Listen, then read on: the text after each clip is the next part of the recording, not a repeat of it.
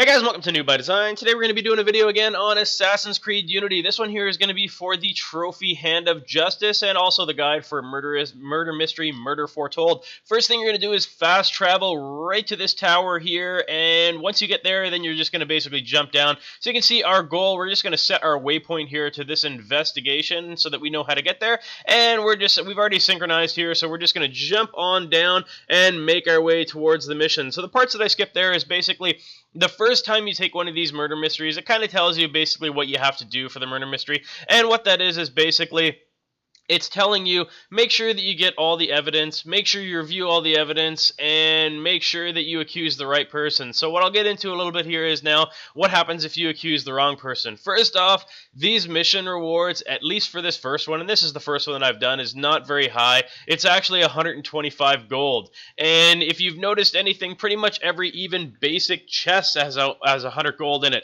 So you're not doing this for the money, you're doing this for the trophy and for the 100% sync. And that's the reason that I'm doing it here, is for the 100% sync. So you can see here we are almost at the objective, and this is where basically we're going to be collecting all of our evidence from, which appears to be a monastery.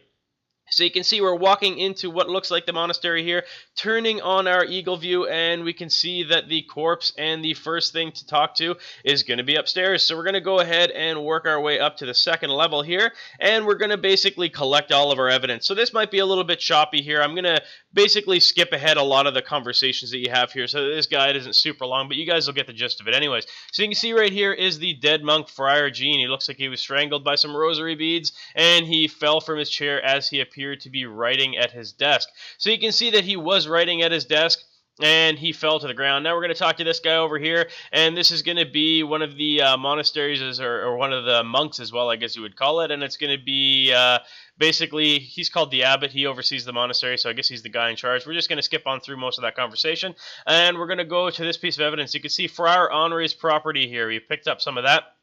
And we'll go on through all of this stuff later on, guys. I'm not just skipping it up. I'm just kind of showing you where to pick up all this stuff. And once we figure out where to pick up all this stuff, then we'll go into this stuff about it. So you can see this is the crumpled piece of paper. You can see, again, we'll get into it all again later. This is basically writing that appears that he was doing before he died, or just before he died as he fell from his table there. We're going to go check out this corpse right quick. And just because, again, it's one of the clues here. You can see that on the bottom left, just above the minimap there, you can see that there are 13 clues. And we've got only 4 of them right now. So we're going to keep on going through here. And we see that the body there, they all look the same. They all have the sunken eyes and the ash-colored skin. Now we're going to go over to here, and it looks like this is going to be, whose bed was this? This was Friar Jean's bed. And he is the guy that looks like he died right there. So he died right in front of his bed practically. Going to go to another one of the corpses here, Friar Stanislaus, I don't know how to say that, probably Stanislaus. Anyways, he's the same thing, corpse looks exactly the same. We're going to go over to this next corpse here, and we're going to see the exact same thing again. It's going to be basically sunken eyes, ashen colored skin, and like I said, I'm just collecting all the evidence here right now, and then I will get into the important pieces of evidence anyways. There's actually only 7 pieces of important pieces of evidence. The rest of the stuff you don't really need to know, and we'll get into that and explain it all just in a little bit here. You can see we're going to go ahead and speak to this monk right here, which is Friar Benedict. I guess it's actually a friar. So Friar Benedict, and he's going to tell us some stuff, and we're going to skip on again through that. Again, we're not here to see basically everything that they're saying. I'm just showing you guys where the actual evidence is, and once we collect all the evidence, we'll go through the evidence like it says to do, and we'll pick what's important, what's not important, and we'll make our accusation on the guy, and we'll be right. I can tell you that right now because I've already done this mission, and I know it's right. Anyways, guys, we're going to go right on, talk to this guy, crusty old man, and he's seen something by the fire. Go over to the fire. I don't actually go to the fire right now, but there's actually a piece of evidence right by that fire there, and we'll go to that a little bit later. We'll actually be skipping ahead to the end portion of it where I do pick that up. So you can see I've picked up now 10 out of 13 pieces, and we've got some more to go here.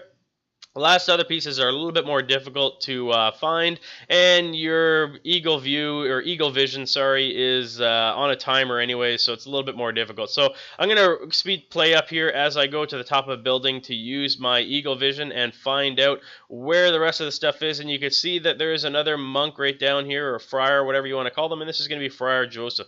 Friar Joseph gives us another bit of information, and then we're going to go right over to what is Friar Henri. I think it's pronounced Friar Henri. and he's right over here. Again, he's going to give you another little piece of information, and we'll have all that we'll go through later on. Like I said before, once we get this information, we're going to go to the last piece of information, which is actually by the fire pit. So I think what we'll actually do is we'll just skip right on ahead to that fire pit and show you guys where that piece of evidence is there.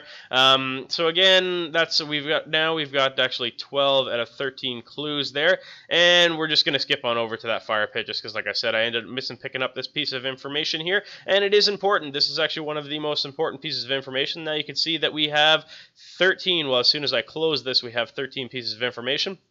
And now we are going to kind of review it all at the same time all together here and compile our evidence and make our accusation on which monk did this crime. So you can see there, if you look at the top left, the piece of information that we have first is going to be the partially burned diary. This is going to actually go and coincide with the crumpled piece of paper that we found by Friar Jean. So the top document of the partially burnt diary doesn't say that it's from Friar Jean, but it is a continuation. Basically, that document is saying he's cursing the day that Nostradamus' predictions ever came into Henri's possession. He's mad, and he's driven me to madness as well. So it's basically some dude that we can later link to be Friar Jean by the document below that we recovered right by Friar Jean's diary, where he says, guilty, I've poisoned them. He claims all this kind of stuff and that he needs to confess, but he doesn't able to finish this confession into his diary. Further to that we can lend the credibility to it is that Friar Benedict says that he observed Friar Jean give the guys wine. They were sick and they couldn't be woken after that. Then if you look into his possessions, or Friar Jean's possessions, you can see that there is a prediction for Nostradamus that basically says 7 branches will be reduced to 3. The elder ones surprised by the death, and they'll fall. The conspirators will fall in their sleep. Basically, he's trying to make that prediction come true by giving them the wine and they don't wake up. The next one on the top right, you can see property of Friar Henri, which he has lots of possessions of prophecies from Nostradamus. Then in the middle there, you can see he says Nostradamus is a prophet there. And then you can see a statement from Friar Joseph that claims that they were both friends. Friar Henri and Friar Jean were friends. So with all this information together, we're going to go right ahead, go out on a limb and say that Friar Jean actually killed all the monks in their sleep and was going to confess to it, and instead Friar Henri, instead of letting him confess to it, went ahead and killed him ahead of time because he believed he was mad as well. So what we're going to do is we are going to run right over to Friar Henri. First, we're going to make a pit stop here just because I thought this was Friar Henri ahead of time, and it's not. So we're going to go ahead and leave Friar Joseph and go right on over to Friar Henri, who is right over here. Once we get to him there, we're going to go ahead and basically accuse him of the murder, and we are going to see how it goes here. See if all that information that we took was correct or if it was wrong. So to do that, we're going to hold the accuse button there, and we're going to make that happen. Then we are going to find out, are we right or are we wrong? I'm pretty sure we're right. I only know that because I've already done this here. So you can see now it says basically accusing the wrong suspect will reduce your reward. The reward's already really low, so you don't want to reduce it any more than that, guys.